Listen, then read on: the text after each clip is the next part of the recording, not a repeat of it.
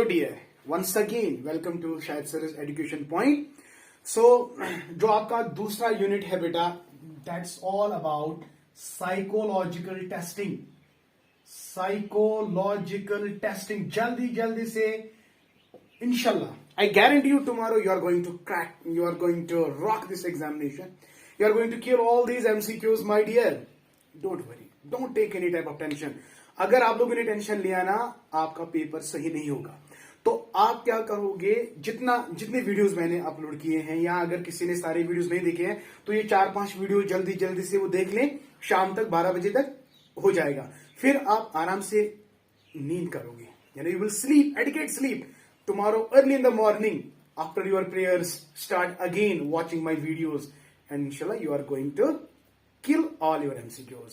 So my best wishes are always with you. So please and please don't take any sort of tension. Okay? So let us start psychological testing.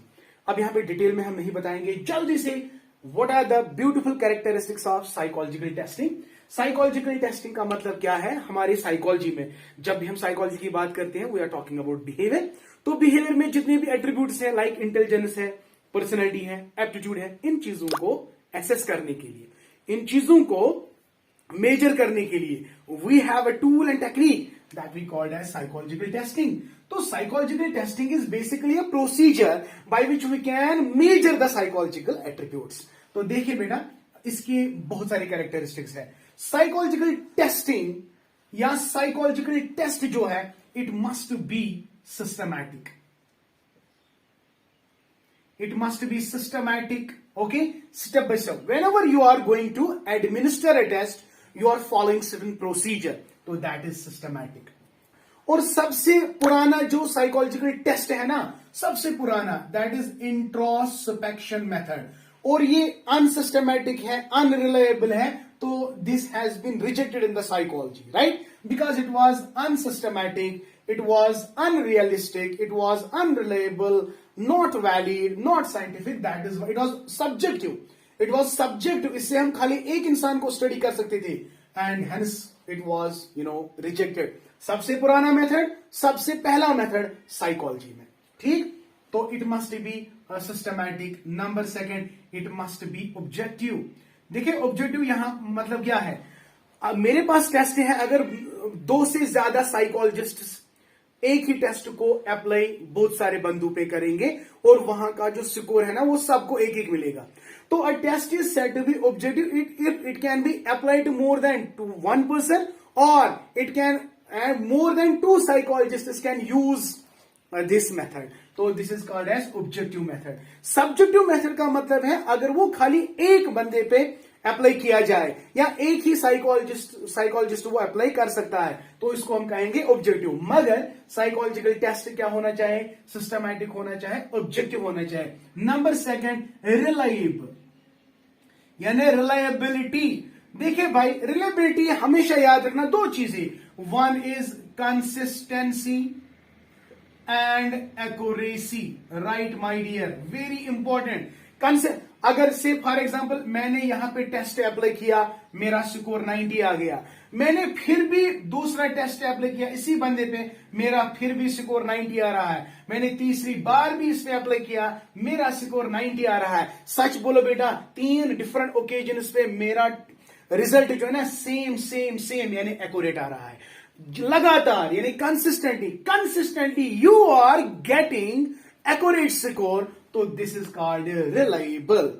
My dear, again I am telling you कि a test is said to be reliable if it is consistent and accurate. If the score obtained is consistently, आपका score accurate आ रहा है, तो it's called reliability. तो reliability में check करने के लिए हमारे पास 2 प्रोसीजर्स है, जल्दी से हम आपको बताएंगे। Reliability is of 2 types. One is external consistency. Another is internal consistency. External consistency में याद रखना है टेस्ट रिटेस्ट। हाँ, एक्सटर्नल कंसिस्टेंसी में आपका टेस्ट रिटेस्ट आएगा, एंड इसमें आएगा parallel form. It is also called as alternate or equivalent. भाई यहां पे मैं एक्सप्लेन नहीं करूंगा, आई एम सॉरी, टाइम कम है, तो इतना आपको याद रखना है कि रिलायबिलिटी दो चीजों से हम कर सकते हैं। वन इज एक्सटर्नल कंसिस्टेंसी को चेक करने के लिए हमारे पास कौन से दो मेथड्स हैं, test retest is one, and second is parallel form, alternate और इक्विवेलेंट फॉर्म। तो ये दो आपको याद रखने हैं। इंटरनल कंसिस्टेंसी में याद रखना है, one is split half method, another is Kudder-Richardson, and another is Cronbach alpha. Okay, no need to memorize the formula, nothing my dear, just what you have to remember. Sir reliability में दो चीजों से कर सकते हैं, internal consistency और external consistency. External consistency में हम टेस्ट रिटेस्ट इस्तेमाल करते हैं और पैरेलल फॉर्म इस्तेमाल करते हैं, और इंटरनल कंसिस्टेंसी में one is split half, another is Kuder Richardson, another is Cronbach. तो आपको जस्ट याद रखना है ये तीन इंटरनल, ये दो एक्सटर्नल, मामला खत्म। तो this is reliability. Okay my dear, now let us coming to the next point. तो मैंने क्या कहा, a test must having a reliability, right?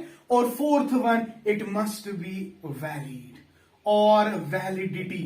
देखिए टेस्ट वही मेजर करेगा जो उसको मेजर करना है। से फॉर एग्जांपल मुझे इंटेलिजेंस चेक करना है, सच बोलो मुझे कौन सा टेस्ट अप्लाई करना है, इंटेलिजेंस का। अगर टेस्ट ने इंटेलिजेंस ही मेजर की तो मैं कहूंगा it is valid. It is valid. आपको याद है मैंने एक बार आपको एग्जांपल में बताया था कि अगर बह पुजिस निश गस तमिस वन बह माज मीटर दिख माज किलो दिम, kilo is always measure in kilo, बह मा वन तमिस माज मीटर दि, सुलाई तोड़ परमान। मुझे कहना है माज किलो, नॉट माज मीटर। इसी तरह जब आपको कपड़े लाने हैं वहां पे हम कहेंगे कपड़ मीटर, वहां पे हम नहीं बोलेंगे कपड़ किलो दि। अगर से फेरन फेरन किलो कि फेरन मीटर दे, जाहिर सी बात है आप फेरन मीटर बोलोगे। तो metre is always measured in metre, kilo is always measured in kilo. A test measures what it has to measure. तो याद रखना है validity means a test measures what it has to measure or what it purports to measure, purports or what it intends to measure। ये बेटा याद रखना है बेटा, please remember these are important and beautiful characteristics my dear, please. और validity को check करने के लिए देखिए भाई हमारे पास बहुत सारे टाइप्स हैं, खाली याद रखना है one is content validity, another is my dear criterion validity, third is my dear predictive validity, fourth is construct validity, another is face validity। तो ये चार चीजें आपको याद रखनी है। Validity is of four types, one is content validity, criterion validity, predictive validity, construct validity and face validity। I hope beta this point is also clear। Now psychological test जो है it is systematic, it is objective, it is reliable, it is valid, and my dear the last one is it is standardized। yes my dear। तो इसमें बहुत सारे बच्चों को confusion है भाई, मैं एक पॉइंट से यहां पे इसको क्लियर करूंगा कि what do we mean by standardized. देखिए लास्ट में जो पॉइंट आपको याद रखना है वो है standardized. Okay my dear, just be careful. Okay बेटा, लास्ट वन इज स्टैंडर्डाइज्ड। याद रखना बेटा, इसमें क्वेश्चन जरूर आता है। A test is said to be standardized when norms are developed for the test। अब ये नॉर्म क्या है बेटा, जब हम आप पे एडमिनिस्टर करते हैं किसी टेस्ट को, वहां से हमें स्कोर ऑब्टेन होता है, और स्कोर को जब हम स्टडी करते हैं उससे हमें आपकी परफॉर्मेंस समझ आती है। तो norm is basically a normal और average performance of the group, और ऑफ द इंडिविजुअल। तो कुल बिल बात इस तरह से है कि साइकोलॉजिकल टेस्ट में जब हम कैरेक्टरिस्टिक देखते हैं, it must be systematic, it must be objective, it must be valid, it must be reliable, and my dear, the last one is it must be standardized. I hope बेटा बहुत सारे बच्चों को कंफ्यूजन क्लियर हो गया होगा। I hope कि आपको ये अच्छी तरह से समझ आ गया। तो चलते हैं बेटा, और एक पॉइंट यहां पे है, जब हम साइकोलॉजिकल टेस्ट्स की बात करते हैं तो इट इज ऑफ 3 टाइप्स।